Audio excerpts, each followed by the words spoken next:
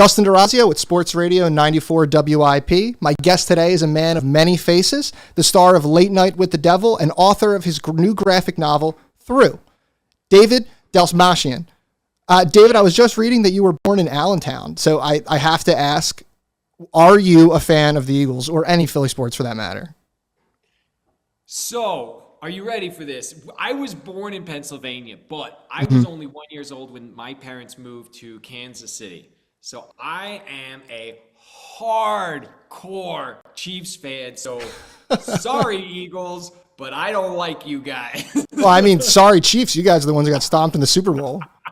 You know what, dude? The great thing about these stories is it's like the heroes always have to have, one battle, they go down so they can, rise up and come and, conquer Mordor in the end. So don't worry, we're coming. It's going to be a beautiful thing.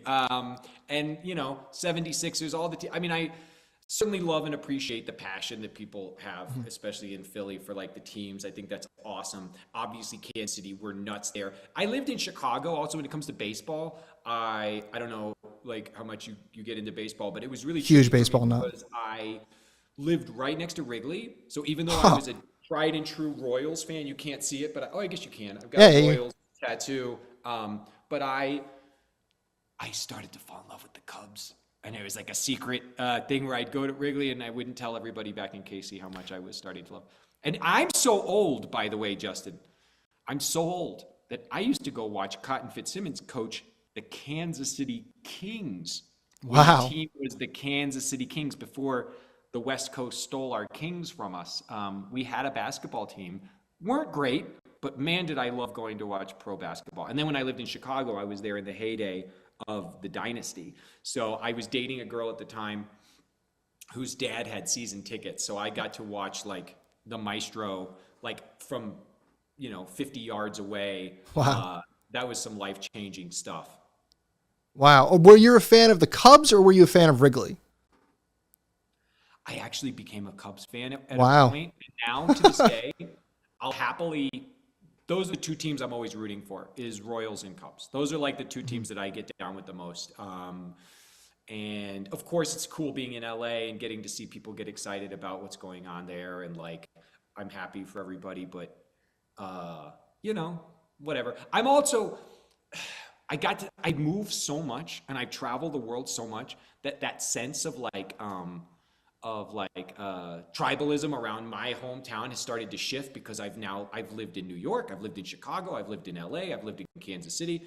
And when you live in a town, you start to like fall in love with the heroes of the local town. The only time I didn't, and I'm getting ready to have a bunch of my fans bail on me, is when I lived in New York, because it was still easy to hate on the New York teams when I was living in New York. It still is now. I can't stand any of them. Sorry, guys. Well, you seem like a really, really busy guy. I mean, you've got projects coming out. It seems every other month. You've got a ton coming out towards the end of the year and into 2026. But I want to start by talking about your new graphic novel. Tell me a bit about Through. So I started writing this book. I was living in Chicago and I was fascinated with the concept. There was this artist. He was a janitor who died. His name was Henry Darger. He died and they went to clean out his apartment and they found thousands and thousands of pages of this incredible parchment he'd painted and drawn and written out these stories, these fantastical stories about this other realm called In the Realms of the Unreal. Who does that? This guy's like in his 70s, dies, has never shown another person, never even spoke to other people, really, any of his stuff. And then he dies and they find this. So I was like, that was the seed. And then I was like, what if somebody who's like me, going through life in modern day Chicago at the time, struggling with stuff that I've struggled with, which includes, depression, anxiety, compulsive control disorders, a lot of stuff that has been really made life tricky for me. What if I made it a female character. I was like, what if she almost dies and instead is rescued and finds this apartment with all of this stuff that's seemingly been made to no one else's eye except for hers. And that kind of dedication, discipline, passion for crafting a world of art actually opens a portal, and she falls through into a realm that seemingly was constructed just for her. So over the years since I came up with the idea, movies like Pan's Labyrinth from Guillermo del Toro had a huge influence on me. movies like Black Swan from Darren Aronofsky, classic literature like Alice in Wonderland, The Wizard of Oz. All that came together in this book, and I wrote it. Finally, I got the chance to actually write the script. I wrote it while I was going through probably the hardest time I've ever experienced in my life, mentally, emotionally, whatever, spiritually. It was about 2 years ago, and I just poured it out, man, and I'm so proud of it. It scares me still. It's a very naked book. It's also hopefully got a really well-crafted mystery to it, so you don't need to give a shit about my emotional and psychological journey. Hopefully, if you read the book, you're like, oh, this is just a cool story that has a really great, adventure in it. I mean, but writing from a personal place is, some would say, a lot more difficult than writing really anything else. I mean, can you talk a little bit about your struggles and coming to terms with that and being able to use that as a place for writing? So I've always loved fantasy and genre horror movies since I was a little kid, and you can write, you can live in the world of like Count Dracula and the castles and the bats and the spider webs and the costumes, and all of that stuff is so awesome. And going back to Del Toro, when you think about a film like Pan's Labyrinth, the world and the fawn and the underground and the monsters, all that stuff is so awesome, but it doesn't amount to a hill of frickin' beans if the pulsing heart underneath the story, the thing that drives the story, isn't something that you can connect with and care about. So for me, by bringing the stuff that I really do wrestle with, the stuff that's hard for me, maybe the stuff that baffles me, because I think this life is so beautiful and I'm so grateful, I love my life, but it is so freaking hard. It is so hard sometimes to just be a damn human being. So I go like, okay, all that stuff, I don't need to beat people over the head with it. I don't need to be like, here's a movie about depression. Here's a movie about, hating yourself. But I can make a Jekyll and Hyde story about what it feels like to have something inside of yourself that you're really embarrassed of, or what it feels like to create an outside persona so that people feel, more comfortable with you, because you feel like if you told them what you were really thinking, they'd run for the hills. Like that shit I can bring into the work, and I think it makes it more engaging for the audience. And whether or not people put down through after they've read it and they feel hopefully what I want them to feel, which is that A, they're not alone, and B, it's okay to ask for help. That would be the greatest victory for me. Even if they don't, hopefully they'll at least be like, wow, that I really cared about that character. I was willing to read all 140 pages because the art was so cool, the adventure was so cool, the monsters were so cool, I think it's really boring. You've seen those movies where they spent a ton on kick-ass sets, they brought in awesome actors, there's killer action, and you're just like bored. Why? How is it possible that you're bored when there's things exploding every 5 seconds? Because you don't give a crap about the characters. Well, what was the illustration process like? I first of all, who is illustrating through? So Kat Staggs is this amazing artist who I've been a fan of for a long time.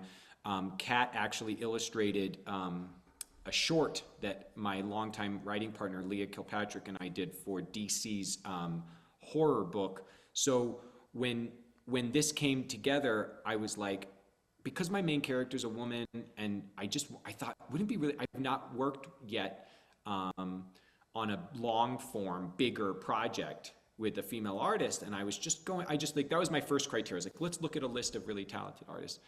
And there was men in there, and there was women in there, and there was everybody in there, and I just kept seeing her work. And then my editor, who's awesome at Z2, Rance Hosley, he sent the script to her, and she started sketching out ideas, not only for what the world of Chicago looks like in the present day, because it's dead winter Chicago, which is even worse than a Philly hardcore January. When it just sucks, it just hurts. Yeah. I wanted it to feel like that, but I wanted it to be like, if you looked really closely at all the fractals of all the frozen shit on the windows and on the ground, that you could almost see like another realm in there. Mm-hmm.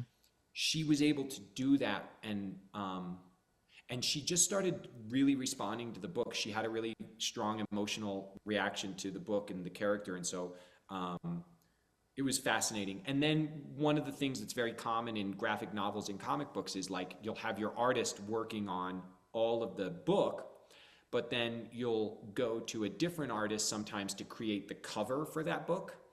And there's a very famous comic book cover artist named David Mack who read the book and he was like, I want to do a cover for this book. And so when you buy through now, you'll see this gorgeous cover, which is David Mack's painting. And then you open it up and you dive into the world that Kat created. So I had not just one, but two incredible artists help me bring this thing to life. And if anybody's interested in reading through, it's available now for purchase on z2comics.com. I was looking at it earlier. I saw there was a standard edition, there was a signed copy, there was a collector's edition, a deluxe edition. There's a good amount of choices there. The deluxe edition is really cool because we wanted to come up with all these cool, you'd like to give people who are serious hardcore collectors that like extra bells and whistles. So there's this slip cover case that is so gorgeous where when you take the book out of it, it looks like it's wrapped in frost. It actually looks like it was dipped in ice and is That's frozen. Awesome. Then you pull the book out and you can actually hold the book with no text on it. So you could just see David Mack's painting, but then when you put it back in the slipcover, and it also comes with these prompt cards, which are inspired by the different levels of the journey that my character goes through. And for me, personally, like I said, while I was writing this book, I was going through the most difficult time in my life. And some of the tools that I learned during that time included going back to my work in recovery and 12 steps, as well as therapy, et cetera, spiritual stuff. And so we worked with this amazing artist, and we created these cards that are collectible, but also you could like put next to your bed. And every morning you just pull a random card out and it can give you hopefully like an insight into something to, hopefully give you a little extra tool for the day. So I was like, that was Rance's idea. I was like, dude, that's sick. I love that. And they look really pretty. Awesome. And then, so your new movie, Dust Bunny, it's in theaters December 12th. Starring Mads Mikkelsen and Sigourney Weaver, two all-stars. Brian Fuller's directorial debut, or I should say feature film directorial debut. Brian Fuller, of course, of Hannibal fame. Tell me a little bit about the movie. I just watched the trailer earlier today. Intense, to say the least. It's so awesome, dude. Nobody makes movies like this anymore. Yeah. I grew up in, really getting into cinema, especially in the 90s when I was like getting videotapes still and then breaking into DVDs. Where it was like those movies like City of Lost Children, all those like really crazy, cool, dark films. And then when I was a little kid, stuff like Labyrinth and things where you're like, it's so beautiful when someone is willing to be brash and bold and audacious enough, like Brian Fuller is with his imagination, to create a world and craft a world that's so stylistic, that's so hyper-realized, that's so freaking cinematic, that just watching it with even if you just turn the words off, you'd be transported to another world. But then he's willing to create a world where children are in actual danger, where the monsters are actually scary, where the hitmen actually kill people, where Sigourney Weaver's character, who is a handler basically for like this very, very, very adept hitman played by Mads Mikkelsen, is willing to go bananagrams. Like these actors were given the full kind of spectrum of like Brian doesn't put you in to do anything softly or easily. He really wants you to go as far as you can go. And in a world this stylistic, getting to see actors that I look up to so much, like Sigourney, like Mads, go where they went, it's awesome. I can't wait for people to see the movie. There hasn't really been anything like this. And in this day and age, the market, it seems like people are always like, well, it needs to be like this. It needs to be like this. It's like, who's still willing to be daring enough to make movies that live outside the box and really blow people's minds? Frickin' Brian Fuller is. I'm excited. I'm really excited. I try to get to the movies at least twice a week. I've got the AMC A list, so I go often. I try to go twice a week, so I'll definitely be going to see Dust Bunny. Thanks, dude. Yeah, that's going to be really fun. There's a bunch of cool movies coming out in December that I think complement each other well. You've got Five Nights, which is obviously kids in danger, and it's a fantastical thing based on this horror world, and that movie's got a lot of my buddies in it. And then Dust Bunny, which, by the way, also bunnies. There's scary killer bunnies in both of those movies. So maybe we should have like a Barbenheimer movement. It's like we'll call it Chuck. Wait, we'll call it Freddy Bunny. I don't know. We'll go five. We'll come up with a name. We need a Barbenheimer week coming up. We'll workshop that. Okay. This past weekend, the Philadelphia Film Society had an 18-hour marathon of the entirety of Twin Peaks: The Return, David Lynch's swan song. How much did you make in it? How much did you watch? I watched the entire thing. Caught the entire thing. Hell I yeah, took off the Justin. whole weekend. I was this day they announced it. I was so Impressed. excited. I loved Good it. job. Did a lot of people hang in for the whole Oh, thing? oh yeah. They sold day passes and they sold weekend passes. It looked like most people were weekend passes. I recently got to go to a screening where they just played episode 8, and it was really Yeah. fun, where everybody just sat back and watched together. But like, dude, that. So I grew up obsessed with horror movies, monster movies, comic books. The first true auteur filmmaker when it came to like the mastery of the artistry of cinema for me, beyond the like Frank Wales and the, Todd Brownings, was David Lynch. I was a kid. I saw Eraserhead. It fucking blew my mind. I got very hardcore into David Lynch in the way that like I studied about him. I read all of his books. When he would go to do a signing, I would wait in line for 4 hours to get him to autograph my book. In fact, the first invitation I had to a real life Hollywood premiere at the Chinese Theater for a movie that I had a small role in, I was late to that because I was waiting at a record store to get David Lynch's autograph. This is how devoted I was. So the fact that he invited me, that I got to go play in his world, and it all kind of ties into like Dust Bunny and through, even because David has always been one that like manifests the magic of the dream reality and the world that lives in our subconscious. And I really, really wanted to do that with Through. I wanted to tell a story that was on the surface a fantastical mystery, with elements that were hopefully kind of mind-bending, but underneath it all was like deeply buried subconscious psychological mazes. David and what he did with The Return, it's such a grand masterpiece, piece of art that I think people will be looking back on and studying for like many, many, many, many years to come. And he couldn't have been nicer to me. He made me feel so, man, it's hard to even like quantify what a profound experience that was. I'm so glad I got to experience it in the theater. It was a once in a lifetime experience. I'm going to leave you off with the same question I ask everybody to end all my interviews. What was the last movie you saw in theaters, and what's the next movie you're seeing in theaters? So the last movie I saw in theaters is a very good question. What was the last movie I saw in theaters? If you're taking that long to remember, you got to go to the movies more often. The thing is, I've been shooting movies. Shooting. And I just saw something last week that was really good. It's so silly, my brain farts like this. I think it was One Battle. And the next thing that I'm going to see in theaters is I want to see I want to see Die My Love. I saw that. Yeah, I really want to go. I'm shooting nights right now, so like I try to sleep during the day, and then we shoot from 5 p.m. until 5 a.m. And then I'll wrap at like 5 a.m. on Saturday, and then I want to get back to my kids because I get a few days off for Thanksgiving, so I'm trying to like get home with them. I don't think I'm going to take them to see Die My Love, but I will hopefully get them down to bed one night, get a babysitter, and sneak out to go see Die My Love. And then there's a couple of things that I really want to see. I can't think of the name of it, so I don't want to embarrass myself or insult the filmmakers, but the title is so cool. What is it? If like I had a leg, I would kick you. If I had legs, I'd kick you. So If I Had Legs, I'd Kick You was my number 2 film of the year. I adored. Rose Byrne is incredible in that movie. So awesome. Yeah. And I'm gonna try and catch that and Die My Love this weekend. But of my favorites this year, definitely Sinners, definitely Weapons.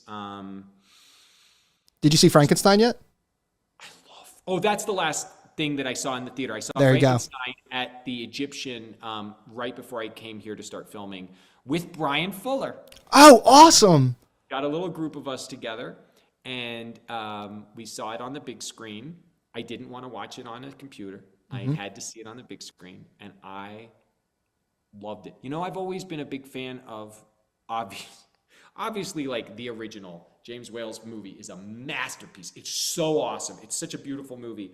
And there's been some really cool people who've played with it over the years, including in the Hammer space. I love all the Peter Cushing films, etc. But nobody's ever fully embraced, except for in the BBC version, which is very good, all of that stuff about the Arctic and Yep. like the captain. And I've always not minded because in the book it worked, but I always was like, I think that would not work in a film. And I love that is the framing device through which Del Toro chose to like still tell the story. God, Oscar Isaac is just such a gift to movies, and the rest of the cast, obviously Jacob's phenomenal in it. Everybody, what did you think? I loved it. I saw it in the theater, same thing as you. I saw it at the Philadelphia Film Society. I loved it. I thought it was fantastic. I thought Jacob Elordi is a shoo-in for Best Supporting Actor, if not a leading role. Like, depends on what they push it as, but I adored it. Loved it. I loved it. And I love, like I'm talking about earlier, with when somebody is willing to construct a gorgeous mise-en-scene with the sets and the costumes and the architecture and the design of everything, that's important. But it doesn't mean jack if you don't care about what's going on with these characters underneath. And that was, it's very easy to make Dr. Frank either just a pompous, narcissist or like an egocentric guy. Oscar brought all these layers of like sensitivity and like, I really cared about him even when he was making really shitty decisions. Yeah, and I thought Mia Goth, the decision to make her both Elizabeth and Victor's mom, such a small detail that some people, like my buddy, didn't even get it. Like, he didn't recognize it until after the film. Like, little stuff like that is amazing. I want to work with her so bad. Oh yeah.